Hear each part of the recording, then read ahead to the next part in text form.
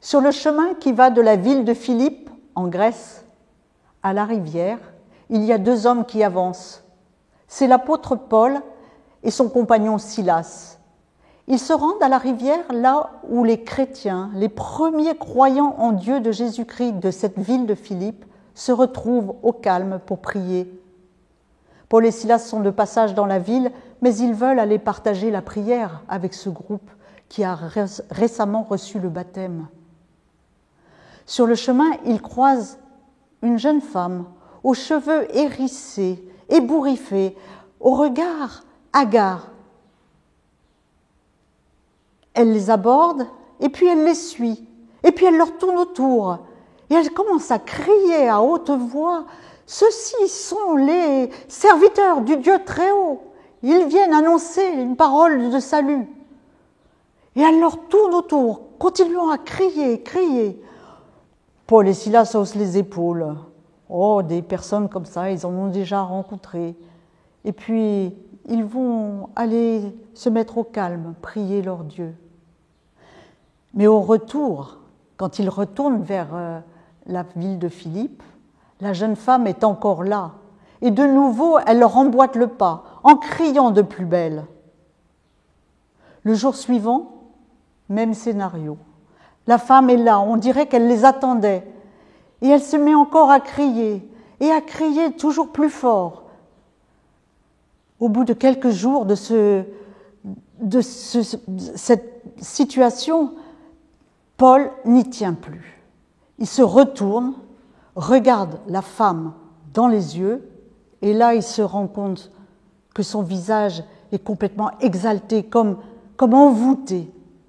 Alors d'une voix forte, il demande qu'au nom de Jésus-Christ, l'esprit mauvais qui enchaîne cette femme sorte d'elle. La femme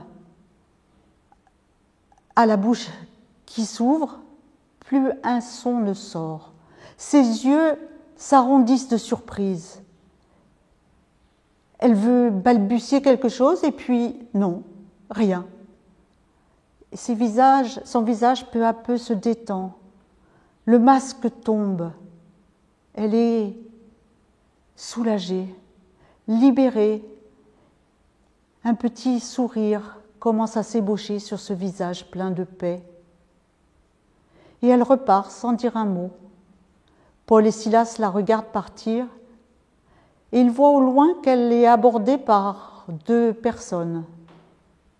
Ces personnes, ce sont les maîtres de la jeune femme parce qu'elle est leur servante. Ils profitent bien d'elle. Elle a des pouvoirs de divination, elle a des pouvoirs de voyance.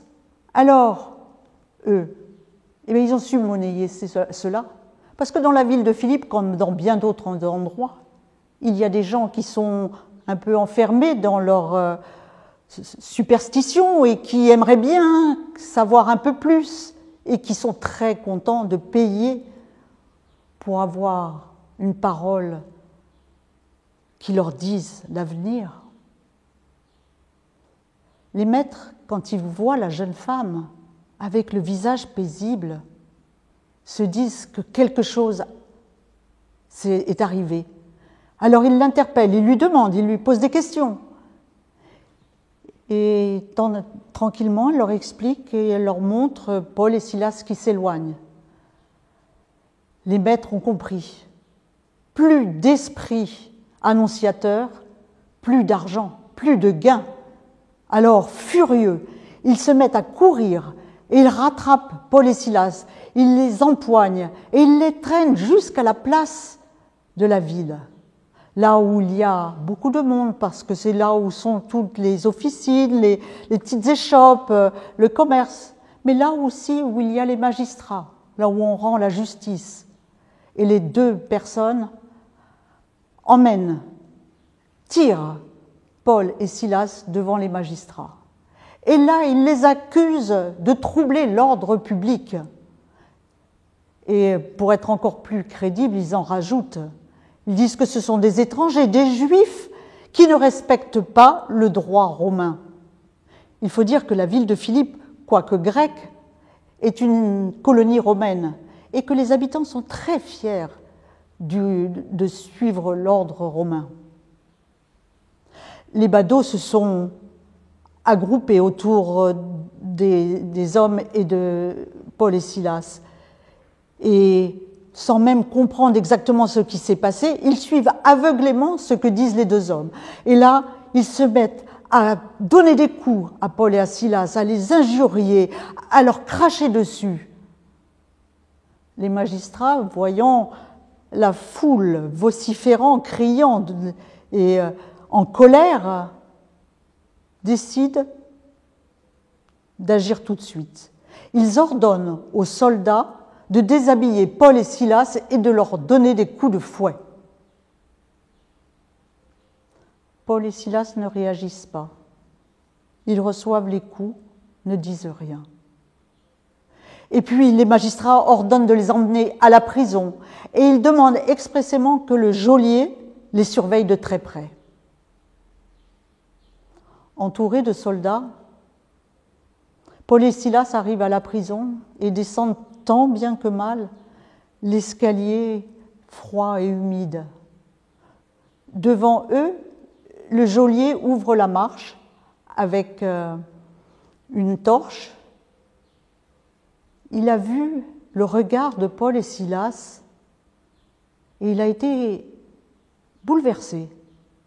Ces hommes en haillons, couverts de coups de fouet, ne disent rien. Ils ont le visage serein, comme s'ils étaient habités d'une force intérieure. Jamais il n'a vu ça, le geôlier. Ça l'interroge. Arrivé tout au bas de la fosse, il fait ce que les magistrats ont demandé.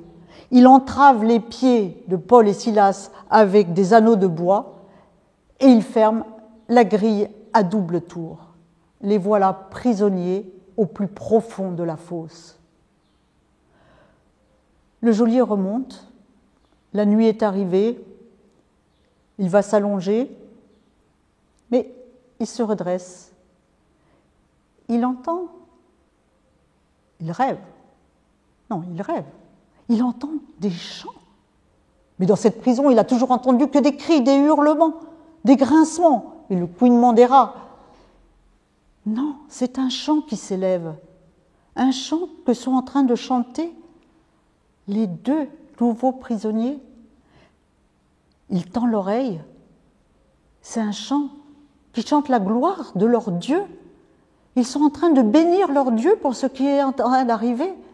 Le geôlier ne comprend pas. Et puis il se laisse bercer par les psalmodies qui continuent. D'ailleurs, tous les autres prisonniers se sont tus. On n'entend plus que ce chant qui monte dans la prison. Dans le cœur du geôlier, une fissure a commencé. Sa carapace endurcie de gardien de prison, habitué au pire, oui, elle est en train de se fissurer. Et c'est dans la paix qu'il s'endort. Mais au milieu de la nuit, tout d'un coup, ce sont les murs qui commencent à se fissurer, les murs qui tremblent, les grilles qui grincent et puis qui sautent. Ce sont tous les fondements de la prison qui sont ébranlés. C'est un tremblement de terre.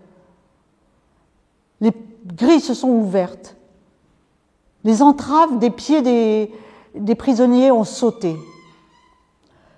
Le geôlier qui s'était endormi se réveille en sursaut. D'un réflexe, il prend ses clés et commence à descendre et il se rend compte que les grilles sont ouvertes. Alors là, son sang se fige dans les veines. Les grilles ouvertes, prisonniers évadés, ses supérieurs vont lui faire subir le même sort que les prisonniers. Il va être condamné pour avoir laissé partir des prisonniers.